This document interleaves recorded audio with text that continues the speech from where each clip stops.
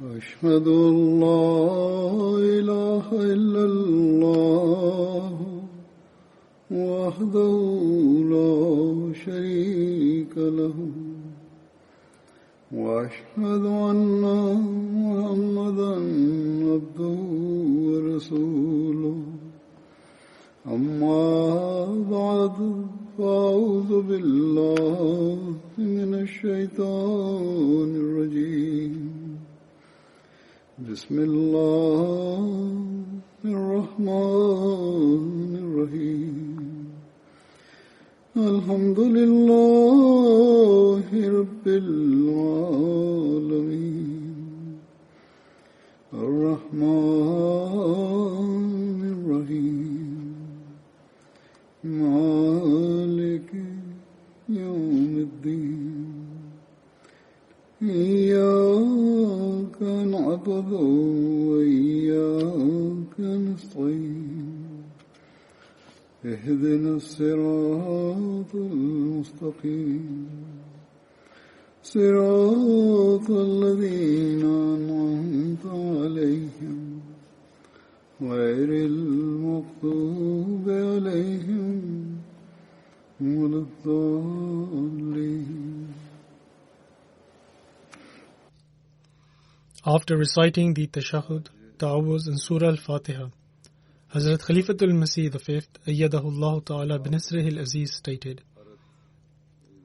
that today I shall narrate the accounts from the life of Hazrat Khabbab bin Al-Arat radiyallahu ta'ala anhu, who was a Badri companion. Hazrat Khabbab radiyallahu ta'ala anhu belonged to the tribe of Banu Sa'd bin Azad. His father's name was Arad bin Jandala, and his title was Abu Abdullah, and according to some, it was also Abu Muhammad and Abu Yahya.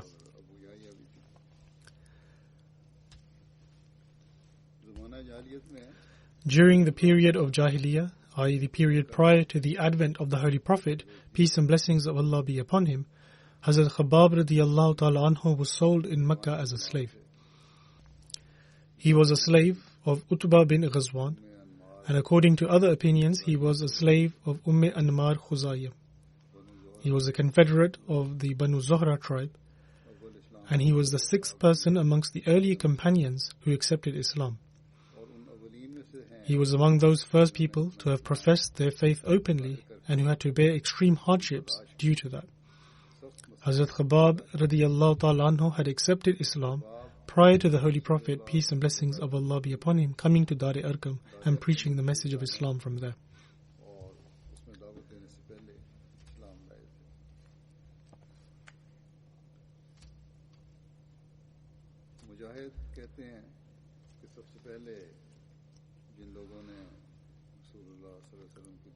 Mujahid writes that the first people to have openly professed their belief in Islam after accepting the message of the Holy Prophet, peace and blessings of Allah be upon him, were as follows: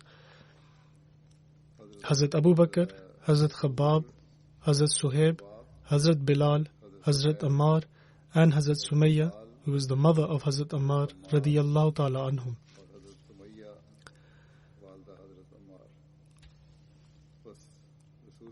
He further writes that the Messenger of Allah sallallahu alaihi wasallam was protected by Allah the Almighty through his uncle Abu Talib, whilst Hazrat Abu Bakr radiyallahu ta'ala anhu was protected by his own people.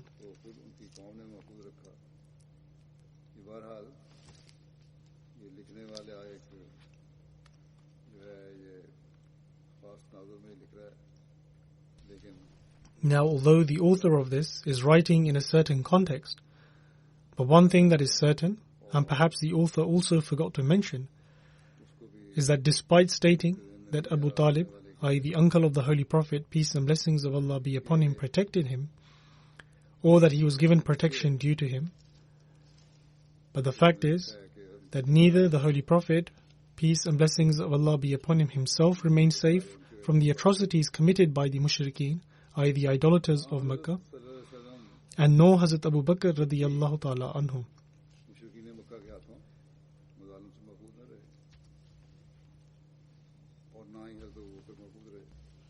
History bears witness to this, and they were also made target of various kinds of cruelties, and these were even perpetrated against Hazrat Abu Talib radiyallahu ta'ala anhu as well. जुल्मों का निशाना बनाया गया और बाकी सब लोगों को The author of this narration, however, states that they remained safe, i.e. the Holy Prophet, peace be upon him, and Hazrat Abu Bakr radiyallahu ta'ala anhu. But as I have mentioned, that this is his own view, because history tells us that neither the Holy Prophet, peace be upon him, and nor Hazrat Abu Bakr radiyallahu ta'ala anhu remained safe from these cruelties. But in any case, he further writes that although these two remained safe, all the others were put in iron chains, and they were burnt under the intense heat of the sun, and they endured the iron chains and the heat as long as and as much as Allah the Almighty so ordained. Shabi relates that Hazrat Khabbab radiyallahu ta'ala anhu showed great perseverance and did not accept the demand of the disbelievers to reject Islam.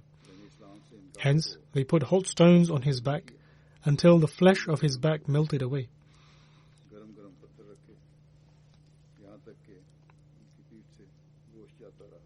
This entire narration is from Ustul Ghaba.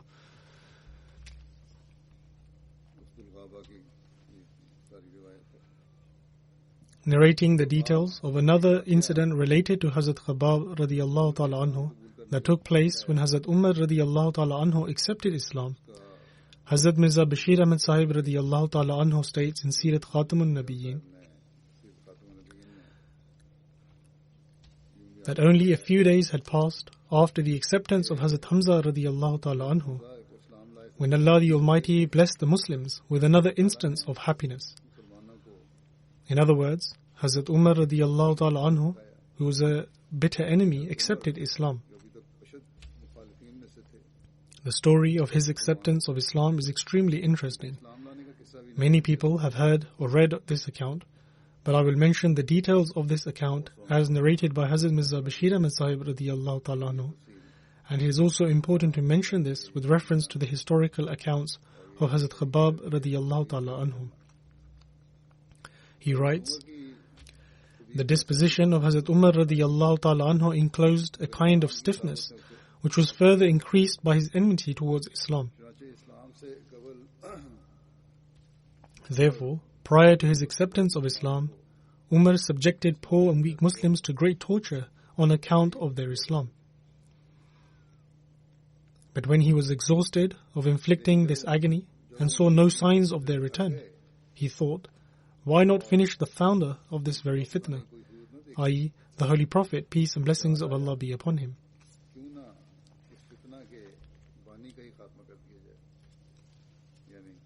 And so, upon this thought, he took hold of his sword and set out in search of the Holy Prophet, peace and blessings of Allah be upon him. On the way, when someone noticed him walking with an unsheathed sword in his hand, he inquired, "O Umar, where to?" Umar responded, "I have set off to slay Muhammad sallallahu alaihi wasallam." He replied, "By slaying Muhammad sallallahu alaihi wasallam, can you remain safe from the Banu Abd Manaf? Why do you not look after your own home first? For your sister and brother-in-law have accepted Islam." Hazrat Umar radiyallahu ta'ala anhu immediately turned and started walking towards the home of his sister Fatima radiyallahu ta'ala anha. As he approached the home, he could hear the sound of the recitation of the Holy Quran from inside, which Khabbab bin al-Arat radiyallahu ta'ala anhu was reciting very melodiously.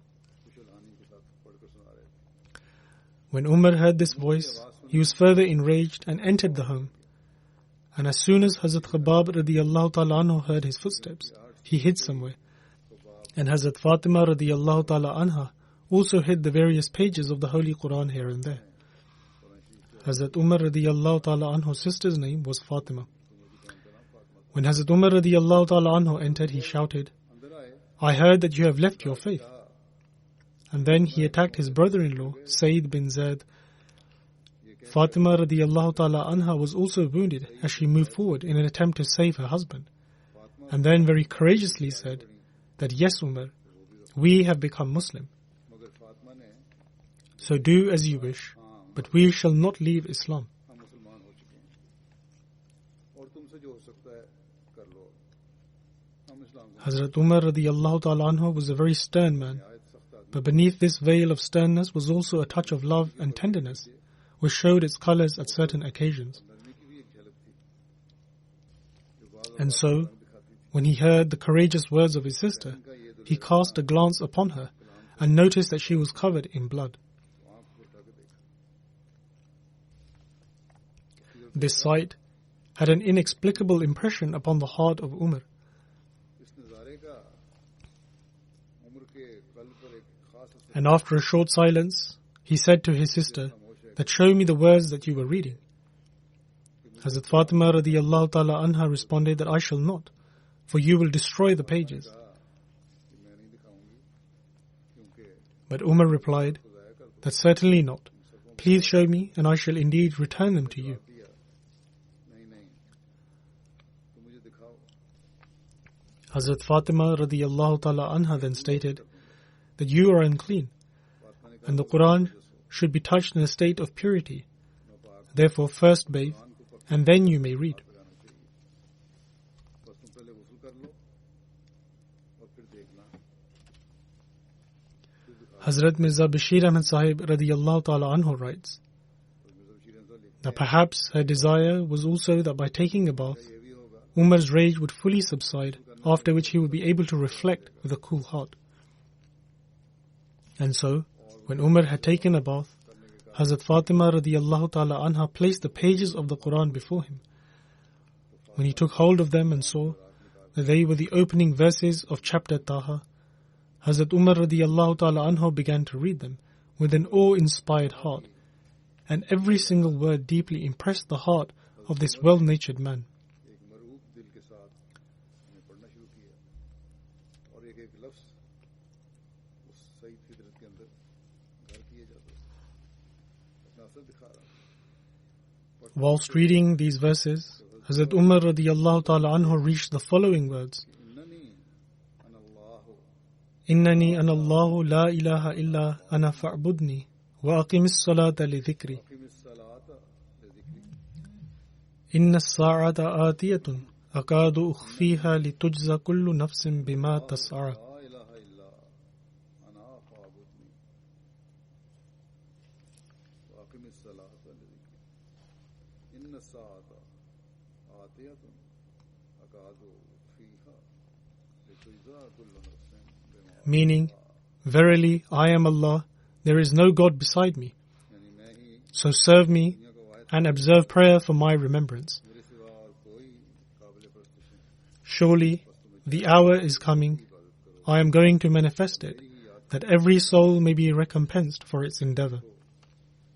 मौत घड़ी जल्द आने वाली है मगर हम उसके वक्त को मख्फी रखे हुए हैं ताकि हर शख्स अपने किए का सच्चा And so, when Hazrat Umar radiyallahu ta'ala anhu recited this verse, it was as if his eye was opened, and his latent disposition was suddenly aroused, and he powerlessly said that what a strange and holy word this is. कैसा अजीब और पाक कलाम When Khabbab radiyallahu ta'ala anhu heard these words, he immediately came out and thanked Allah the Almighty and stated that this is due to the prayer of the Messenger of Allah sallallahu alaihi wasallam.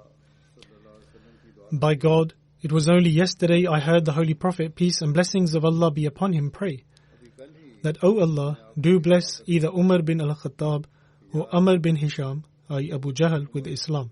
Ibn Khattab या अमर bin Hisham यानी अबू जहल में से किसी एक को जरूर And so, every moment was now becoming difficult for Hazrat Umar radiyallahu ta'ala anhu. After having read the Holy Quran and realizing the true status of the Holy Prophet, peace and blessings of Allah be upon him. And so he said to Khabbab radiyallahu ta'ala anhu, that tell me the way to Muhammad sallallahu alayhi wasallam at once. However, in the fervor of his excitement, he kept his sword unsheathed. In other words, he did not even remember to place the sword back in its cover. कि तलवार उसी तरह नंगी खींच रखी मुझे ख्याल नहीं आया कि तेरे में तलवार भी म्यान में डाल लें तलवार को उसी तरह नंगी तलवार को हाथ पकड़ा हुआ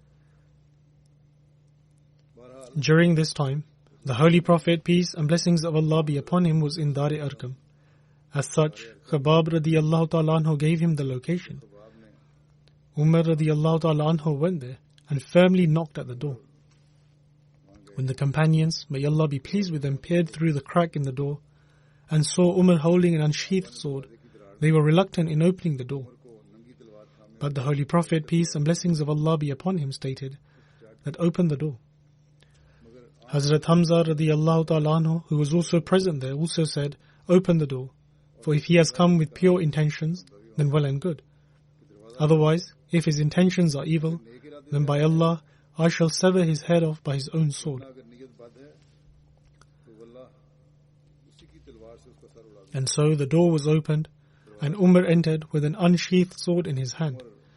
Upon seeing him, the Holy Prophet, peace and blessings of Allah be upon him, moved forward, and taking hold of Umar's mantle, he pulled it, saying, O Umar, with what intention have you come? By Allah, I see that you have not been created for the chastisement of Allah. O Messenger of Allah, sallallahu alaihi wasallam, responded Umar, I wish to become a Muslim. When the Holy Prophet, peace and blessings of Allah be upon him, heard these words, in the fervor of his happiness he said, Allahu Akbar, i.e. Allah is the greatest. And his companions, may Allah be pleased with them, called out the slogan of Allahu Akbar so loudly that the mountains of Makkah began to resonate.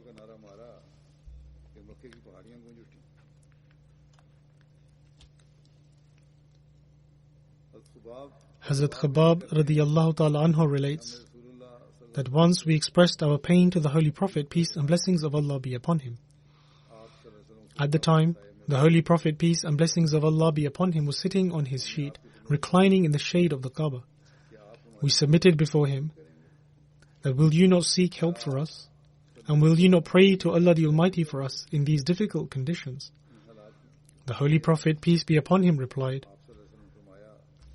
that look here, there were a people before you for whom a ditch would be dug, and he would then be placed inside it. Then a sword would be placed on his head, cutting him into two pieces, and yet this could not deter him from his faith.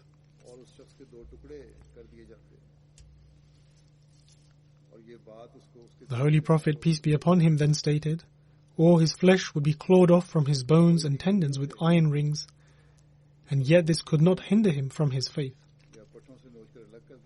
The Holy Prophet, peace and blessings of Allah be upon him, then stated that by Allah, Allah will surely fulfill this work, meaning my mission will surely be fulfilled, and Allah the Almighty will surely fulfill the purpose for which I have come.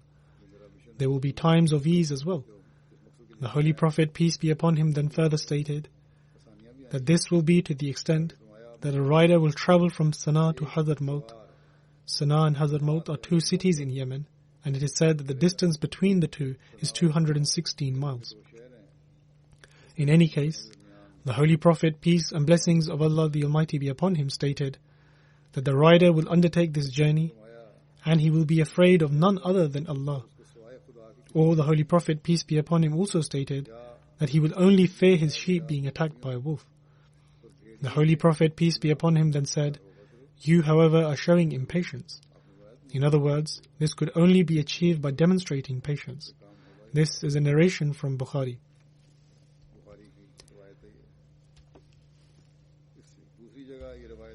This narration is also written at another instance as such.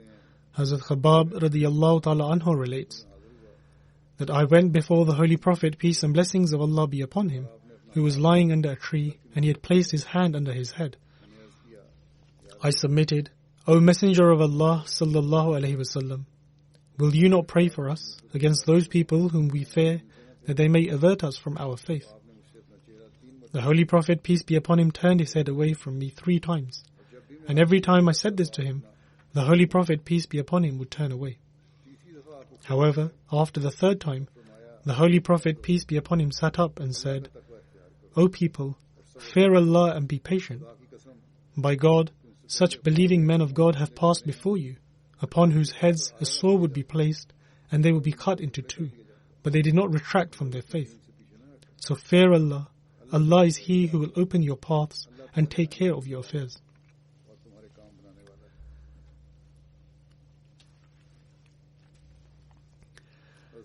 It is also narrated by Hazrat Khabab radiyallahu ta'ala anhu that I was a blacksmith and As bin Wa'il owed me a debt. मैं उसके पास When I went to him to ask him to repay the debt, he said that I will never repay your loan until you reject Muhammad sallallahu alaihi wasallam, i.e. until you announce that you have renounced your oath of allegiance to the Holy Prophet, peace and blessings of Allah be upon him. He said until then he will not repay. पैसे बाहर आता हूँ जब तक तुम मोहम्मद का इनकार न करोगे Hazrat Khabbab radiyallahu ta'ala anhu further states that I said to him that I will never reject the Holy Prophet, peace and blessings of Allah be upon him, even if you die and are brought back to life. Meaning it is impossible that I reject the Holy Prophet, peace and blessings of Allah be upon him. फिर जिंदा किया जाए And so, As bin Wa'il stated that when I am brought back to life after dying, he proceeded to give a similar answer and stated that I will be returned to my wealth and progeny, and then I will repay your loan. माल और औलाद Therefore, As bin Wa'il refused to pay the debt. माल और औलाद के पास आऊंगा Hazrat Khabbab radiyallahu ta'ala anhu states that it was regarding him that the following verses were revealed. तो आप कहते हैं इसी के बारे में ये आयत أَفَرَأَيْتَ الَّذِي كَفَرَ بِآيَاتِنَا وَقَالَ لَأُوتِيَنَّ مَالًا وَوَلَدًا कफर بآياتنا وقال لأوتين أَطَّلَعَ الْغَيْبَ أَمِ اتَّخَذَ عِنْدَ الرَّحْمَنِ أَحْدًا اطلع الغيب ام اتخذ كَلَّا سَنَكْتُبُ مَا يَقُولُ وَنَمُدُّ لَهُ مِنَ الْعَذَابِ مَدًّا سنكتب كلا سنكتب ما يقول ونمد وَنَرِثُهُ مَا يَقُولُ وَيَأْتِينَا فَرْدًا. ونرثه ما يقول ويأتينا فردا ونرثه ما يقول That is, ويأتينا hast thou not seen him who disbelieves in our signs and says, I shall certainly be given wealth and children? Has he become acquainted with the unseen? Or has he taken a promise from the gracious God? गैब का हाल मालूम कर लिया Nay, we shall note down what he says, and we shall greatly prolong for him the punishment, and we shall inherit for him all that of which he talks, and he shall come to us all alone. उसके हम वारिस हो जाएंगे और वो हमारे पास अकेला ही आएगा Hazrat Khabbab radiyallahu ta'ala anhu was a blacksmith and used to make swords. And the Holy Prophet, peace and blessings of Allah be upon him, had great love for him and would often go and visit him. When his owner came to know that the Holy Prophet, peace and blessings of Allah be upon him, visits Hazrat Khabbab radiyallahu ta'ala anhu, she began placing burning iron on his head. Since he worked with iron, and he would place iron in a furnace, and so she would take it and place it on his head. Hazrat Khabbab radiyallahu ta'ala anhu complained about this to the Holy Prophet, peace be upon him, to which he said, O Allah, help Khabbab. In other words, the Holy Prophet, peace be upon him, prayed for him.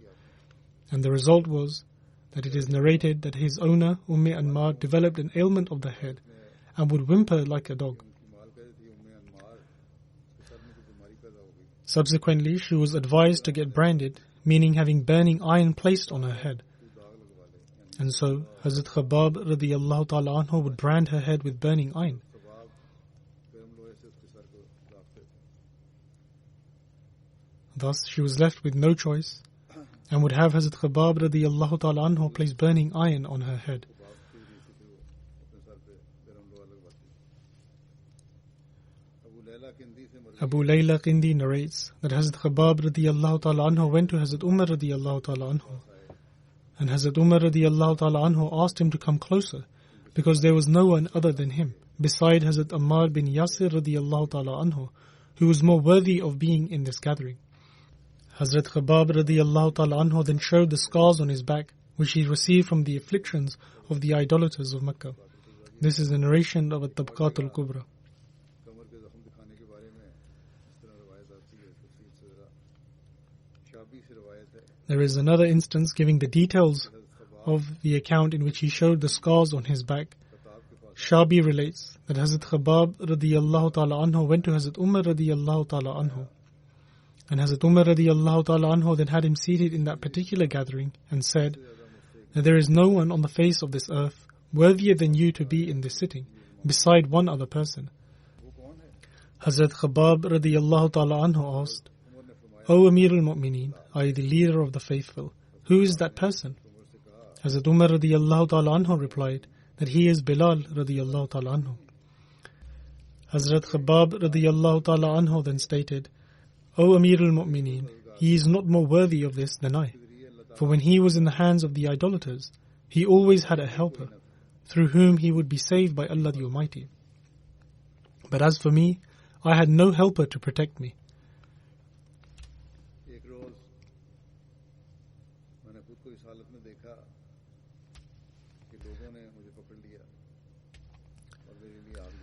Hazrat Khabbab radiyallahu ta'ala anhu then stated that one day I found myself in a situation where I had been seized by a group of people. They lit a fire and then threw me onto the burning coals. One of them threw me onto the burning coals, and another placed his feet on my chest. They threw me into this fire, and one of the people placed his foot on my chest, and it was only my back that saved me from the burning ground. Or he said that it was only his back that kept the ground cool. Hazrat Khabbab radiyallahu ta'ala anhu then removed the cloth from his back, which had become all white, like one who suffers from leprosy.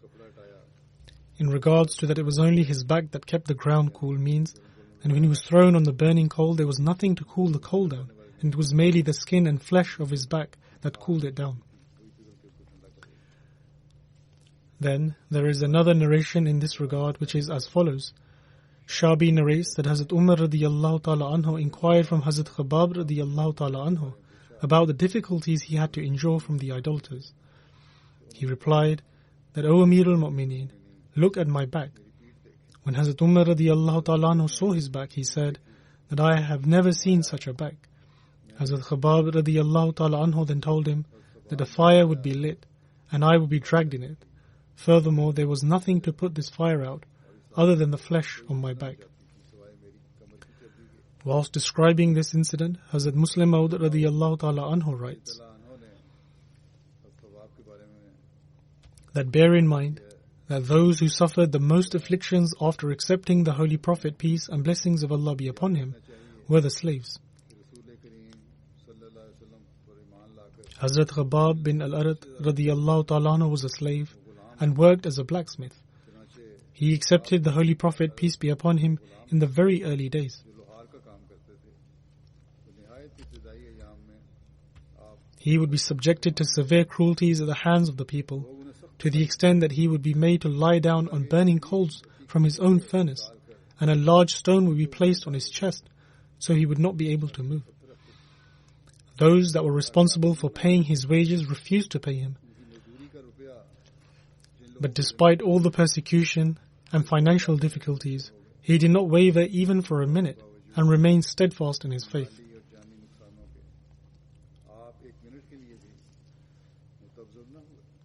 The scars on his back were visible until the end of his life.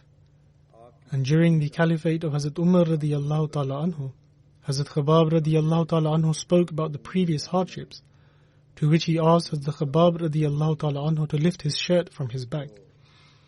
When Hazrat Khabbab radiyallahu ta'ala anhu lifted his shirt, his back was covered in white scars, like one who suffers from leprosy.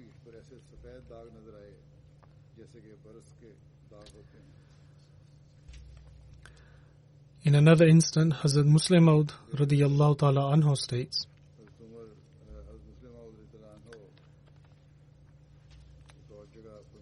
that one of these early slave converts named Khabbab bin al-Arat radiyallahu ta'ala anhu had his back exposed.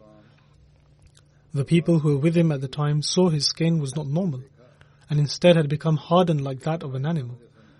They were shocked to see this and inquired which ailment he was suffering from. Hazrat Khabbab radiyallahu ta'ala anhu laughed and said that it was not an ailment, only a memory of those early days when the people of Makkah would drag Muslim slaves such as us through the streets of Makkah over hard and hot sands and stones, and they would continue to mete out this cruelty, as a result of which my back bears these scars.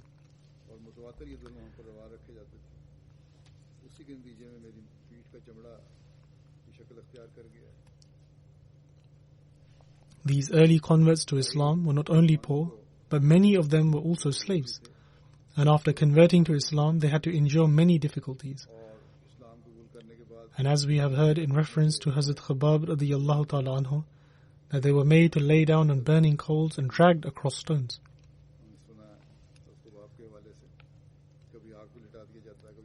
And although they endured these hardships in the early days, however, when Islam spread, Allah the Almighty granted them countless blessings and bestowed upon them an eminent status in the world.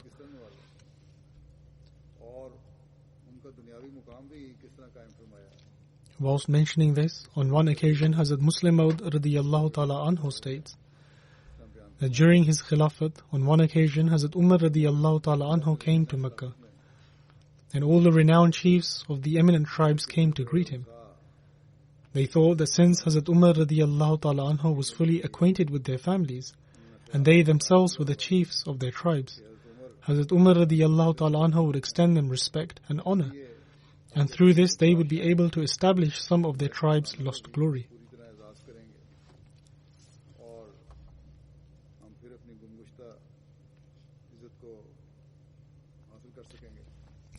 And so, when they came to meet Hazrat Umar radiyallahu ta'ala anhu, they began conversing with him. And whilst they were engaged in conversation, Hazrat Bilal radiyallahu ta'ala anhu joined this gathering. Then a short while later, Hazrat Khabbab radiyallahu ta'ala anhu also arrived. And thus one by one, all the former slaves who accepted Islam in its early years came to the gathering. And all of these individuals who came were previously slaves of the chiefs that were sat in the gatherings, or they were slaves belonging to their forefathers.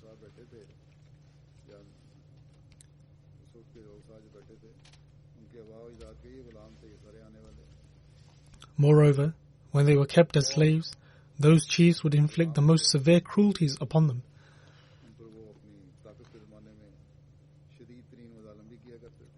Each time one of these slaves, i.e. they were slaves in the previous times, such as Hazrat Bilal radiyallahu ta'ala anhu and Hazrat Khabbab radiyallahu ta'ala anhu, and each time they entered, Hazrat Umar radiyallahu ta'ala anhu would greet each one of them and welcome them and request if the chiefs could kindly move back.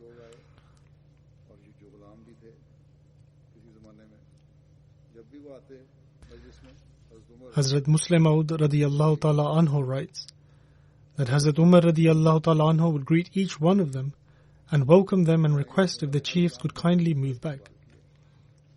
Usually, in the gatherings, the chiefs would be seated at the front. But when these early converts to Islam came to the gathering, Hazrat Umar radiyallahu ta'ala anhu would request the chiefs of Makkah to move back in order to allow them to be seated in the front. This continued to happen to the extent that the young chiefs that had come to meet Hazrat Umar radiyallahu ta'ala anhu kept on moving back, eventually reaching the door.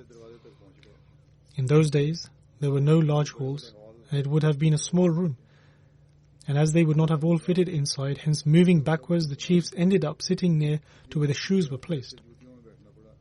And so when these chiefs were forced to sit where the shoes were placed, and they saw with their own eyes that each one of the former slaves were made to sit ahead of them, they felt greatly aggrieved.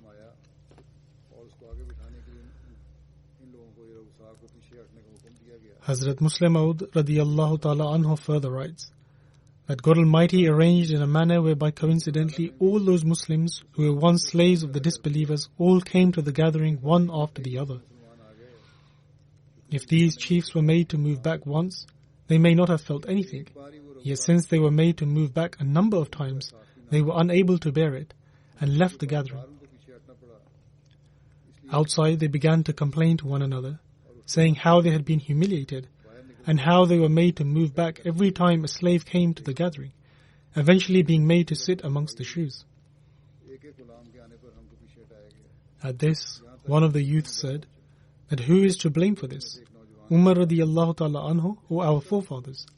If you take a minute to ponder, you will realize that no blame lies with Hazrat Umar radiyallahu ta'ala anhu. In fact, it is the fault of our forefathers that today we are being punished. This is because when God Almighty appointed the Holy Prophet, peace and blessings of Allah be upon him, our forefathers opposed him.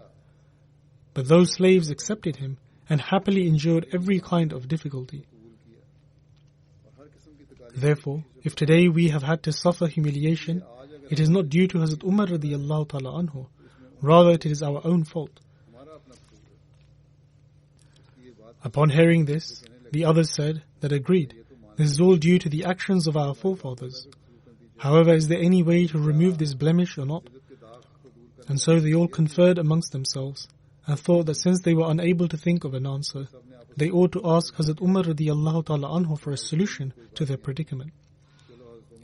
Thus, they came to Hazrat Umar radiyallahu ta'ala anhu and said that you are fully aware of what happened to us today, as too are we.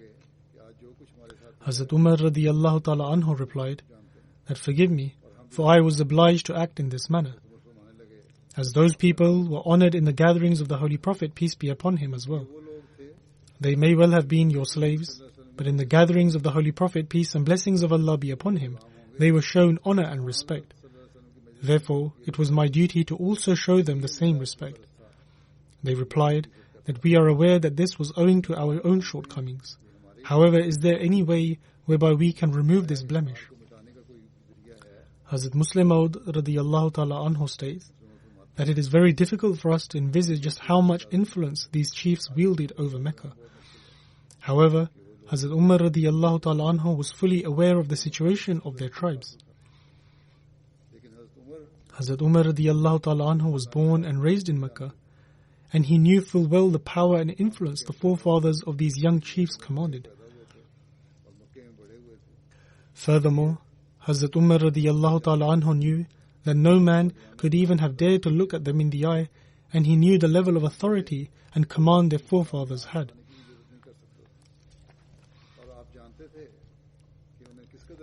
When Hazrat Umar radiyallahu ta'ala anhu recalled each one of these incidents, a state of anguish came over him, to the extent that he was unable to speak as a result of it.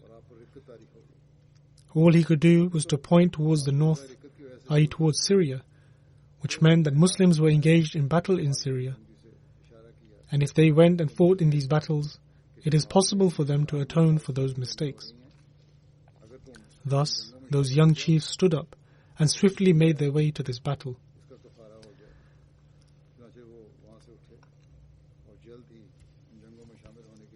Hazrat Muslim Maud radiyallahu ta'ala anhu then further states that history bears testimony that not a single one of these young chiefs returned from the battle, and instead were all martyred during combat.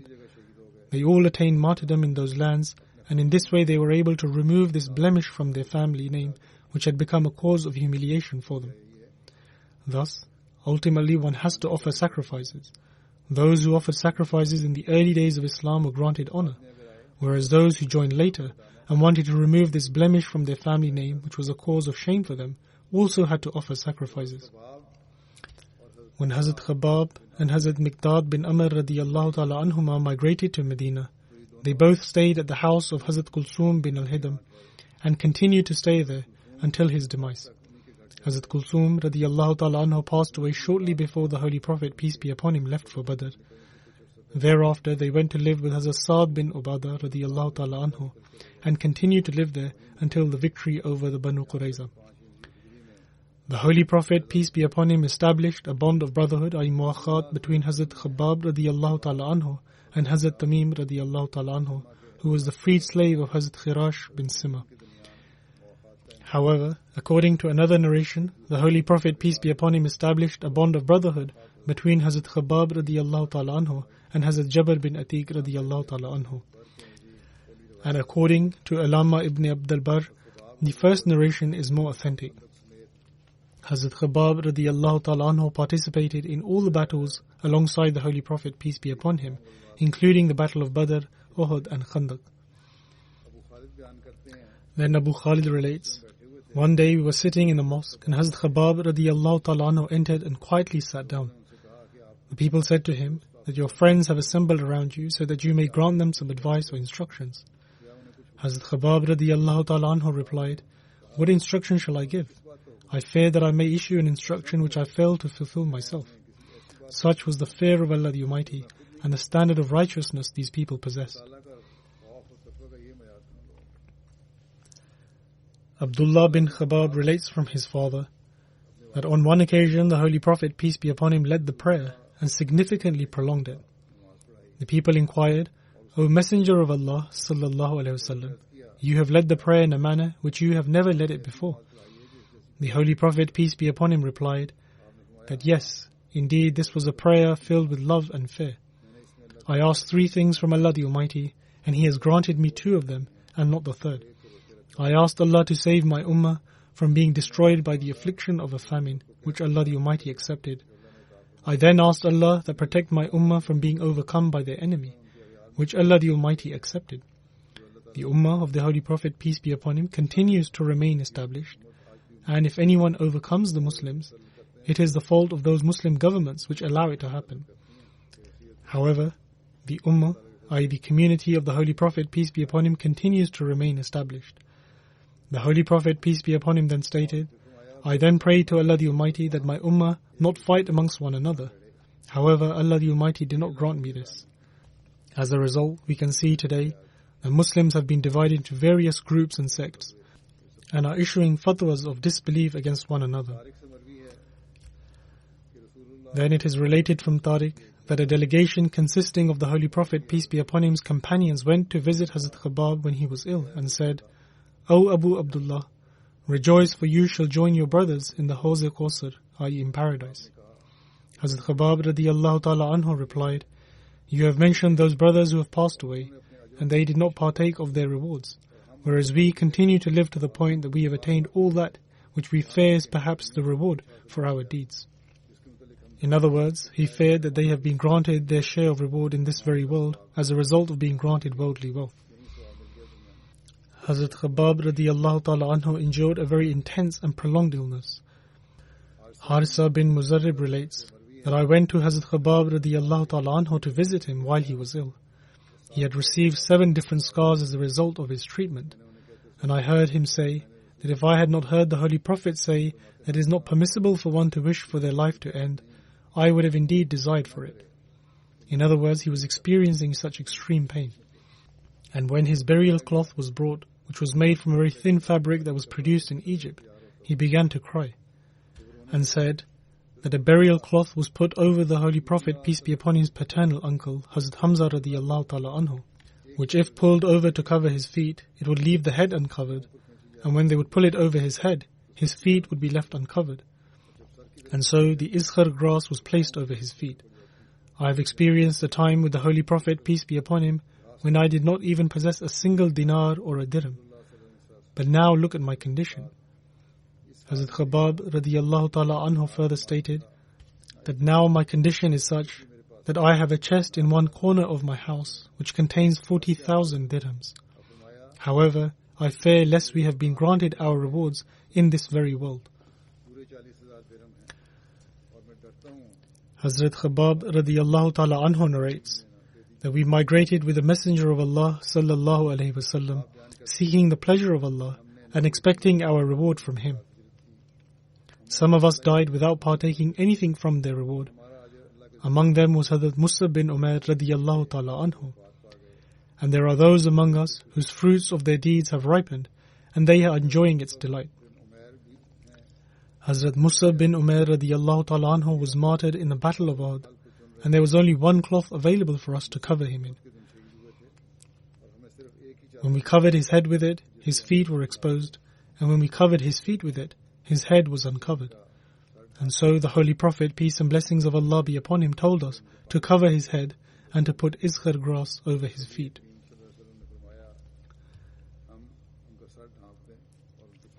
Then Zayd bin Wahab relates that we were in the company of Hazrat Ali radiyallahu ta'ala anhu whilst he was returning from the battle of Siffin. When we arrived at the gates of Kufa, we noticed that there were 7 graves to our right. Hazrat Ali radiyallahu ta'ala anhu inquired as to who these graves belonged to. The people replied that, O Amir al-Mu'mineen, after you had departed for Siffin, Khabbab radiyallahu ta'ala anhu passed away, and he had stated in his will to be buried outside the city of Kufa. In those days, it was the practice of the people that they would bury their dead in their front courtyard or near their front doors. However, when people witnessed that Hazrat Khabbab radiyallahu ta'ala anhu had stated in his will to be buried outside of Kufa, they also began doing the same. Hazrat Ali radiyallahu ta'ala anhu then stated that may Allah bestow His mercy upon Khabbab. He accepted Islam out of his own choice and took part in the migration out of his obedience. He spent his entire life as a mujahid, i.e. one who greatly strives for the sake of their faith, and endured trials on account of his physical health, i.e. he suffered from various illnesses for a long time. Hazrat Ali radiyallahu ta'ala anhu then stated that whosoever does a good deed, Allah shall never deprive him of its rewards. Hazrat Ali radiyallahu ta'ala anhu then went close to the graves and said, "Peace be upon you, the believers and Muslims who dwell herein. You are those who have departed before us, in order to make arrangements for us as well. And we shall soon meet you. O Allah, grant forgiveness to them, and also to us, and overlook their shortcomings, and ours as well. Glad tidings for one who is mindful of the hereafter, and performs his deeds for the day of reckoning, and remains content with that which is sufficient enough to fulfill his needs, and pleases his Allah the Almighty." This is the prayer offered by Hazrat Ali radiyallahu ta'ala anhu at the time. Hazrat Khabab radiyallahu ta'ala anhu passed away in 37 Hijri at the age of 73.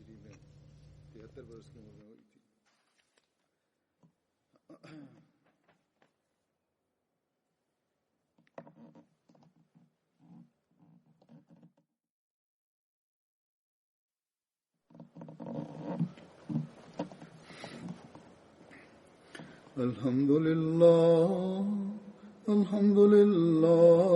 nahmaduhu wa nasta'inuhu wa nastaghfiruh wa nu'minu bihi wa natawakkalu alayhi wa na'udhu billahi min shururi anfusina wa min sayyiati a'malina. من يهده الله فلا مضل له ومن يضلله فلا هادي له ونشهد أن لا إله إلا الله ونشهد أن محمدا عبده ورسوله. عباد الله رحمكم الله، إن الله يأمر بالعدل والإحسان وإيتاء ذي القربى وينهى عن الفحشاء والمنكر والبغي يعظكم لعلكم تذكرون. اذكروا الله يذكركم وادعوه يستجب لكم ولذكر الله أكبر.